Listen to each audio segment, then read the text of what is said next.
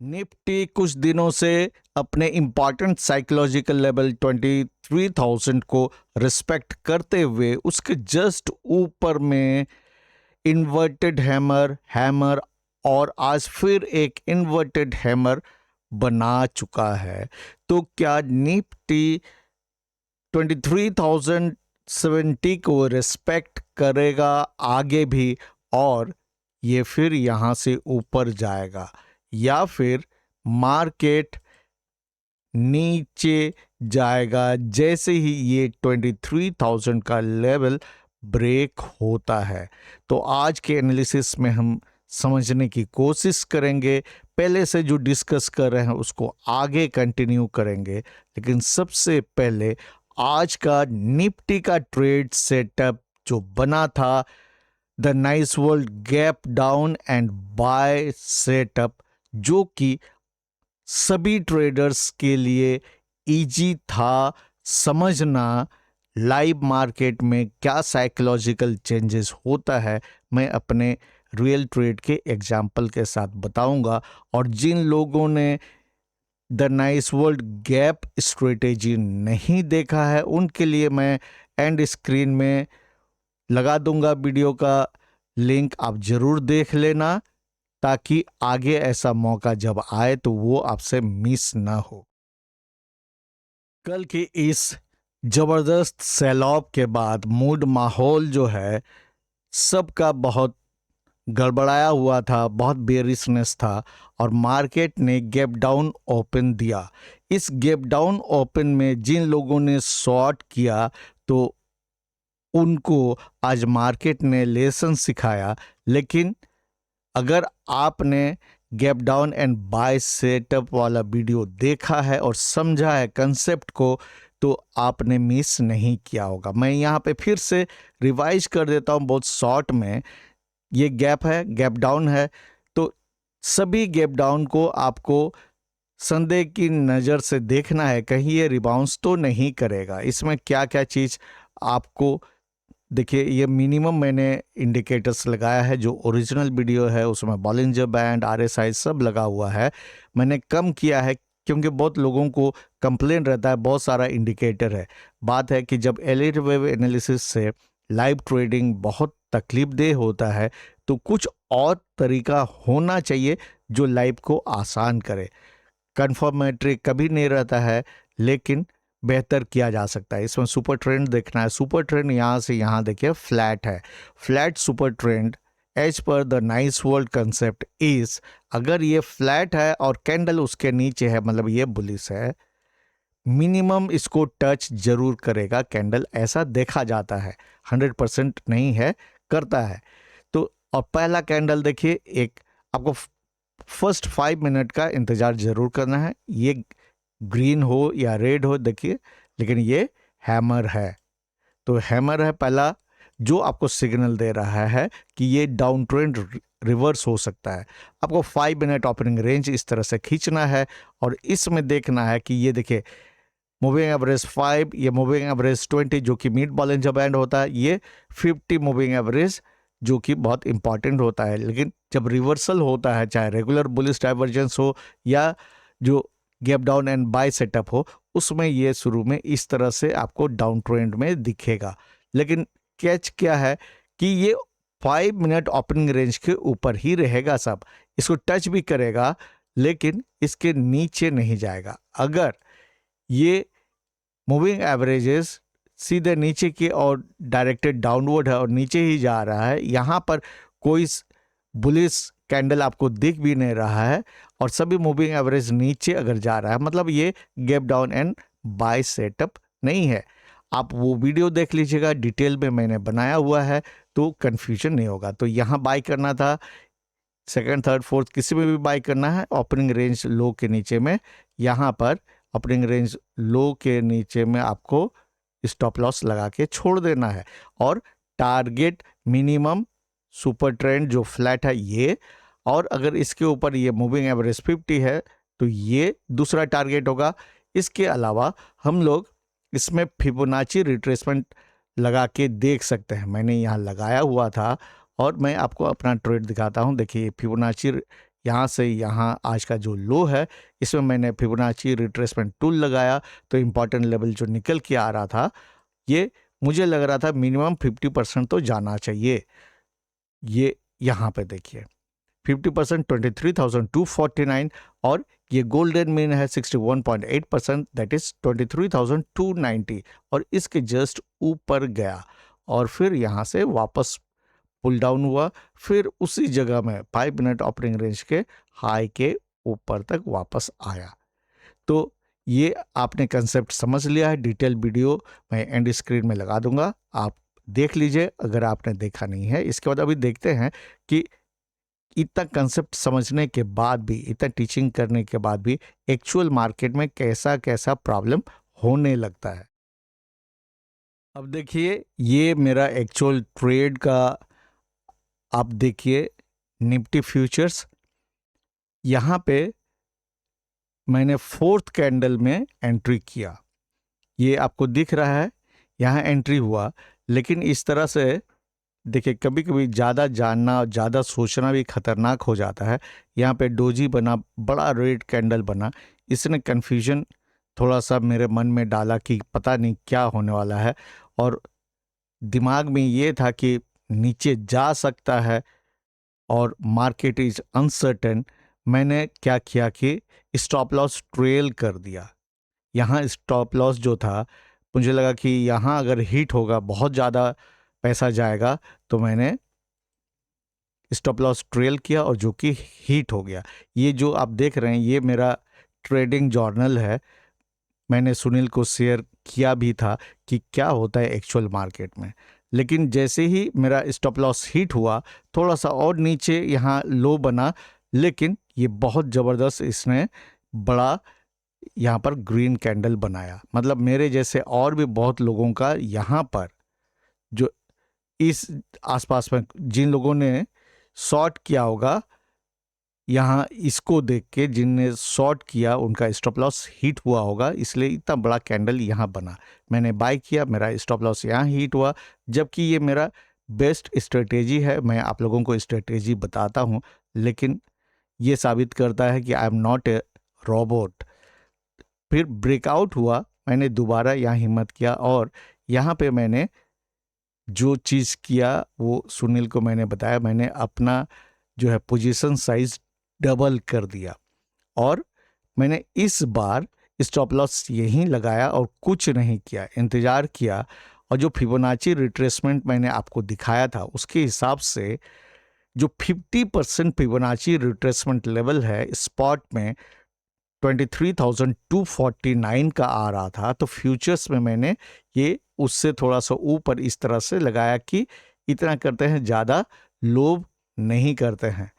क्योंकि देखिए जैसे ही आप पहला ट्रेड आपका मिस हो जाता है, गलत हो जाता है, गड़बड़ होता है, जहाँ ये आपको बार बार परेशान करेगा कि मेरा ये कंसेप्ट है, ये स्ट्रेटेजी है और स्ट्रेटेजी पर मैंने पूरी तरह से भरोसा नहीं किया। देखिए यहाँ से यहाँ ये भी करेक्शन है, कुछ नहीं किया मैंने, क्योंकि ये मैं देख चुका था।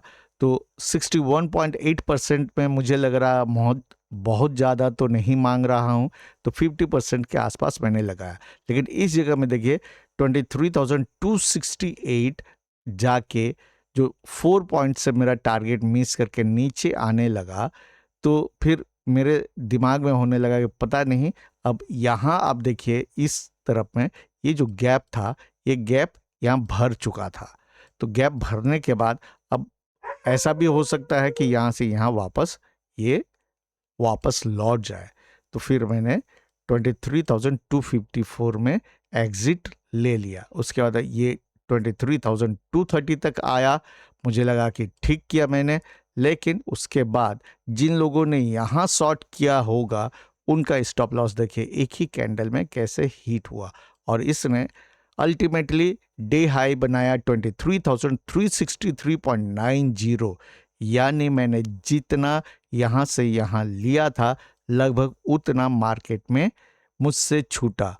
और ये लगभग सभी से होता है, कुछ लोग होते होंगे जो बहुत स्मार्ट हैं, उनसे नहीं छूटता है। अब देखिए ये जो ब्रेकआउट का लेवल था, फिर इसने रिटेस्ट किया, लेकिन चूंकि ये जो पहला ट्रेड मैंने सही से हैंडल नहीं किया, तो फिर नेक्स्ट मैंने इसके बाद इसको देखना छोड़ दिया, इस चार्ट को कि देखना नहीं है, क्योंकि बहुत बार ऐसा होता है कि आप लगातार गलती करते जाते हो, समझ में नहीं आता है लाइव मार्केट में।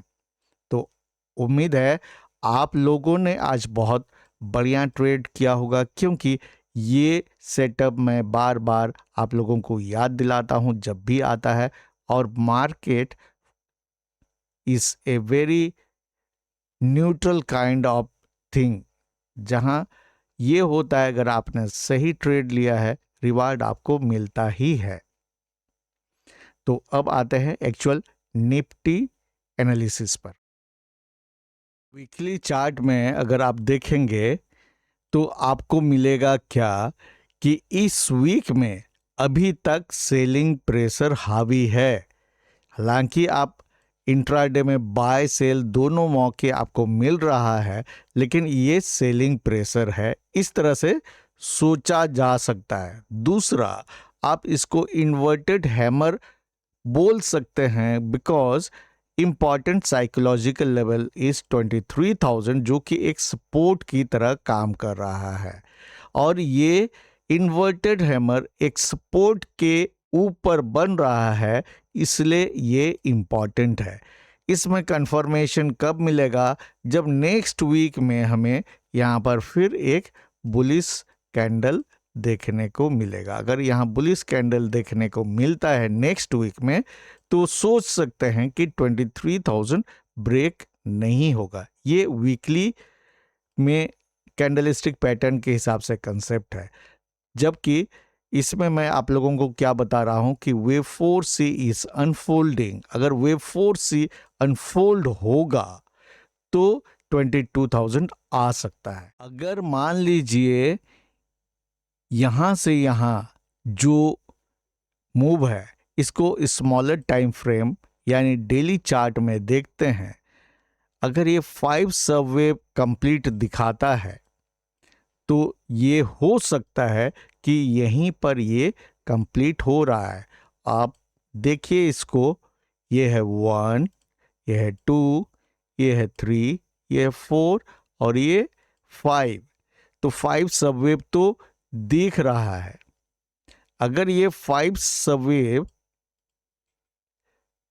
दिख रहा है और 23,000 नहीं टूटता है, तो तब भी ये हम लोग मान सकते हैं कि ये एक काइंड ऑफ रनिंग फ्लैट बना रहा है और इसके बाद ये ऊपर यहां से जाएगा। सो दिस इज इंपॉर्टेंट, इसको ध्यान में रखना है, क्योंकि डेली चार्ट में यहां पर बुलिश कैंडलस्टिक पैटर्न 23,000 के ऊपर में लगातार बन रहे हैं और 23,000 जो है नीचे की ओर ब्रेक नहीं हो रहा है। तो इस कंसेप्ट को भी जो है वैलिड मानेंगे अगर यहां से ये ऊपर जाएगा। ठीक है। और इसके बाद आते हैं 30 मिनट चार्ट में, जिसमें हम लोग ये मान रहे हैं कि इस जगह से जहां ये 4A मैं कह रहा हूं, यहां से जो है इसके यही आसपास से वे 5 ऊपर की ओर गया, 5 का 1, 5 का 2, 5 का 3, इस तरह से सोच रहे हैं। तो वो भी देखते हैं और उसमें देखते हैं कि क्या निकल के आ रहा है। यहाँ आप वीकली चार्ट के इस को जब डेली चार्ट में कन्वर्ट करते हैं, 5 सबवेव तो दिख रहा है। और ये अगर इसको मानेंगे, वेव 4C का जो 5th वेव है, ये एक एंडिंग डायगोनल है, क्योंकि वेव 4 वेव 1 के अंदर में घुसा हुआ है। अब देखिए 30 मिनट चार्ट पर, इसमें मैं इस Y के बारे में ही बात करूंगा। बाकी आप इसके पहले का वीडियो देख लीजिएगा तो आपको मिलेगा सेम चीज़ रिपीट हो रहा है बार बार, तो उसको मैं फिर से आपको नहीं बताना चाह रहा हूं। तो इसमें देखिए A कंप्लीट है, जिसमें 1, 2, 3, 4, 5 क्लियर दिख रहा है। B जो है A, B और C ये क्लियर है। और अभी C ये सी बनना है, ये सी जहां भी रहे 5 सबवेव स्ट्रक्चर होता है। तो यहाँ क्या हो सकता है, देखिए इस सी के बारे में ये 1 है, ये 2 है, और अगर ये 3 है तो फिर ये अपने 5 सबवेव स्ट्रक्चर बनाएगा। इसलिए मैंने ये जो 3 है उसका, देखिए इसके अंदर फिर बनेगा तो 1 2 3 4 5 ऐसे बन सकता है। तो ये हमें देखना होगा, इसका कलर मैं चेंज कर दे रहा हूं, ये इस तरह से। और इसीलिए मैंने ट्रेडिंग के दौरान जैसे यहाँ गैप डाउन के बाद पहला कैंडल 5 मिनट में बुलिश हैमर दिखा, यानी ग्रीन हैमर दिखा, तो मैंने फिबोनाची रिट्रेसमेंट इस हाई से इस लो के बीच में टूल लगाया और ये 61.8% फिबोनाची रिट्रेसमेंट लेवल तक देखिए आपको दिखाई देगा। लगभग उसी जगह में जो है इसने रेजिस्टेंस लिया और फिर नीचे की ओर आया। अगर मार्केट को इसी तरह चलना है तो ये वेव 3 मार्केट को कल नीचे की ओर ले जाएगा, और ये इस वेव 3 के अंदर का वेव 3 है, इसका फ्रैक्टल है। फिर 4 होगा, फिर 5 होगा, इस तरह से ये वेव 3 कंप्लीट होगा और इस केस में फिर 23,000 ब्रेक हो जाएगा अगर ऐसा होना है। लेकिन इसके पहले के चार्ट में जो मैंने आपको बताया एनालिसिस कि डेली में 5 फ्रैक्टल दिख रहा है, हालांकि उसमें जो हम लोगों ने सोचा था 22,000 से लेकर 22,200 तक कम से कम आना चाहिए मार्केट, वहाँ तो नहीं है। अभी 23,000 के ऊपर ही मार्केट बहुत दिन से सपोर्ट ले रहा है। देखिए 1 2 3 4 और ये 5th, यहाँ फिर रिटेस्ट होगा या नहीं होगा वो कल पता चलेगा। लेकिन ये पॉसिबिलिटी पर मैं बात कर रहा हूँ और चार्ट पर मैं नहीं जानता हूँ कि आगे क्या होगा। कंफर्म ईरान वार में क्या होना है, उसका जो इम्पैक्ट है ऑयल पर, और ऑयल का इम्पैक्ट जो इंडियन इकोनॉमी पर पड़ेगा, वो सब मैं कुछ भी एनालाइज नहीं कर रहा हूँ, चार्ट एनालिसिस कर रहा हूँ। तो ये आप देख लीजिए 1 2 3 4 5 इस तरह से होगा, फिर 4 बनेगा, फिर 5, उस तरह से ये जो लेवल हमारा एनालिसिस है ये कंप्लीट होगा। इस समय point of invalidation is 22,182। If this chart, अगर इस चार्ट को वैलिड रहना है एनालिसिस को, तो ये टच नहीं होना चाहिए, उसको इस आसपास से कहीं से घूमना चाहिए। अगर 23,000 से भी घूमता है और ऊपर जाता है तब भी चार्ट वैलिड रहेगा ही। तो आपने आज जाना कि वीकली चार्ट में भी एक पॉसिबिलिटी है यहाँ पर, जो मैं पहले ये बार बार कह रहा था, 21,700 से 22,200 के बीच में कहीं भी लोअर लेवल बनेगा, नहीं भी बन सकता अगर ऐसा होता है। लेकिन हमें हमेशा देखना रहेगा, विजिलेंट रहना होगा। सबसे इम्पॉर्टेंट लेवल अभी 23,000 का है यहाँ भी और इस जगह, और इस जगह में 23,000 और 22,700 का जो जोन है ये मोस्ट इम्पॉर्टेंट जोन होगा, जिसको हमें बहुत क्लोजली वॉच करना है। और अभी मार्केट में आपको बाय और सेल दोनों के मौके मिलेंगे, इसलिए लाइव चार्ट में बहुत ध्यान से एनालिसिस कीजिएगा, उसके हिसाब से ट्रेड कीजिएगा। जो चार्ट समझ में ना आए उससे दूर रहना है। मैं कभी स्टॉक्स में ट्रेड करता हूँ, कभी निफ्टी में करता हूँ, ये डिपेंड करता है कहाँ पर मुझे चार्ट में अपना सेटअप दिख रहा है। उम्मीद है आज के वीडियो से आपको कुछ सीखने को मिला होगा। अगर ऐसा है तो वीडियो को लाइक और शेयर जरूर कर दीजिएगा, और जिन दोस्तों ने अभी तक चैनल को सब्सक्राइब नहीं किया है तो चैनल को सब्सक्राइब करने के बारे में भी ज़रूर सोचिएगा। मिलते हैं नेक्स्ट वीडियो में, तब तक के लिए keep learning and stay safe.